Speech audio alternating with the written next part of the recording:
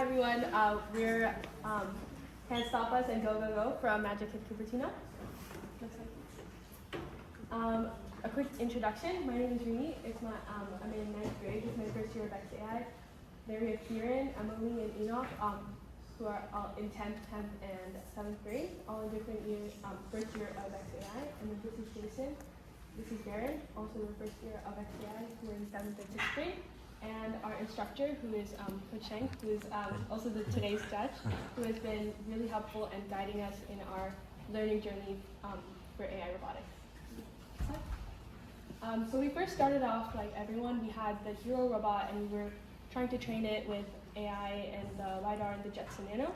We found that it was thoroughly inefficient because we could only pick up with one mobile goal, and it was a little difficult to train.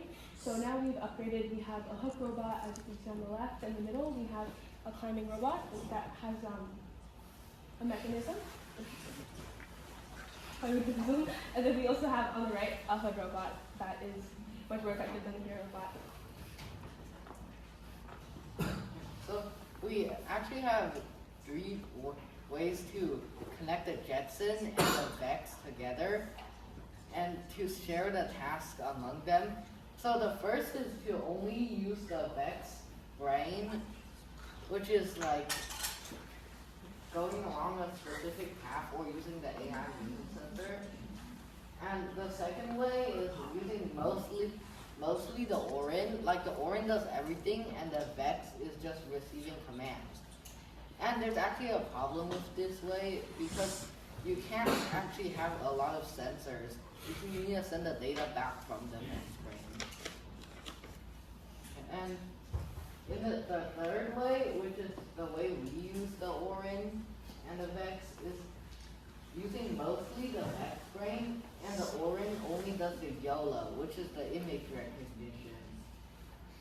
And this is pretty good because the Vex brain is easy to develop, and the Orin is like, once it's done, like you don't really need to change it. So most of the iteration is on the Vex brain, just like V5.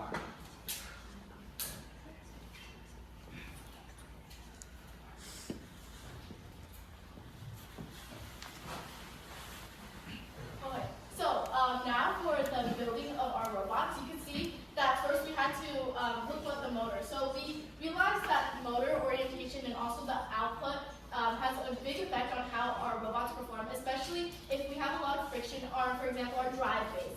Then our motors are easy to wear out, and we can't run for that long of either practice or even just in a simple 2-minute match. So we did this solution by, first of all, once again, reducing the friction, but also we realized we can actually easily switch out these motors by rubber banding them. So when you first get the motors in the Vex kit, you actually have them screwed on through these really tiny screws, and you would have to keep unscrewing and screwing every time you wanted to switch those motors. Instead, we actually took out the the screws completely, and we replaced it by rubber banding to join them together. And whenever we have to change the motor, we just simply take out the rubber band. As for the intake, once again, we have the motor issue, and one big issue was getting the ring to actually fling on past the rubber stoppers at the top of those wheels. And so we did a lot of testing with the angles and the actually intake systems, such as the speed of our intake or maybe the different radiuses of our sprockets, just to get more centripetal acceleration on. And as for size, we had to really make sure it was, one robot was in the 15 by 15, the other one was within the 24 by 24 by 24. And the last one was the cascade system, where once again we have to talk about the friction. And actually with that, on our climbing robot, we first implemented it with chains, but we realized with the amount of chains and sprockets we had to use, it was going to keep slipping and the friction was going to increase. So instead we switched to nylon strings, which has really helped a lot. And at this competition, we were actually able to make it climb practically all our matches. Okay, so this is the climbing bot. So how I came up with this bot is the first problem was we didn't have a robot that was with the small robot size limits. So we had two options after that, was to make a Hero robot small version or make a completely different robot. We chose to make a completely different robot because we need a robot that is specialized for exactly one function. And changing this Hero bot would be really difficult because depending on how long your arm is or something like that, it can affect the scores. And in the future, though, we want to implement AI capabilities and also make it go to tier 3 and help the bigger robot clear other rings in the future. Yeah. So here are the problems that we encountered in the coding section.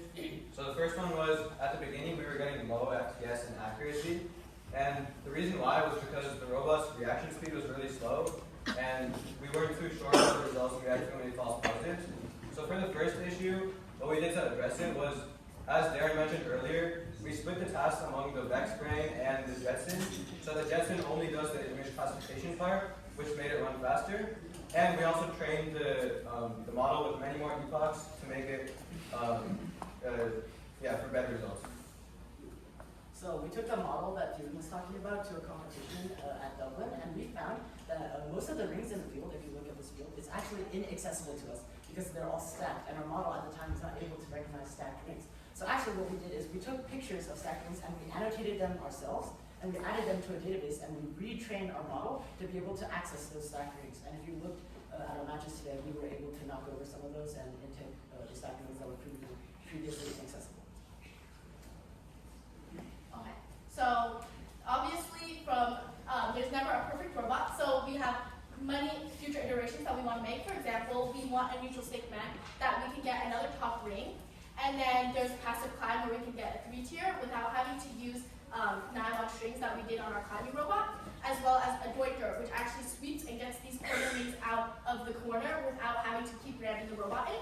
And as for code improvements, we want to be able to actually either interact with other robots as in defense or actually be able to avoid them using other sensors, and as well as implement odometry tracking, which is using 2 rotational sensors, and you could track the position of the field using X and Y coordinates, and it's much easier to code than the way we've been doing.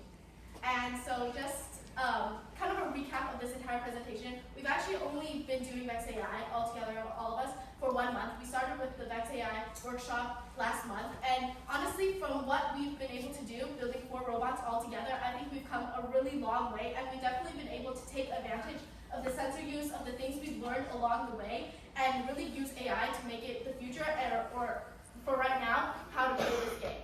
And so just like our name suggests, we will always go, go, go, and you cannot stop us. Thank you.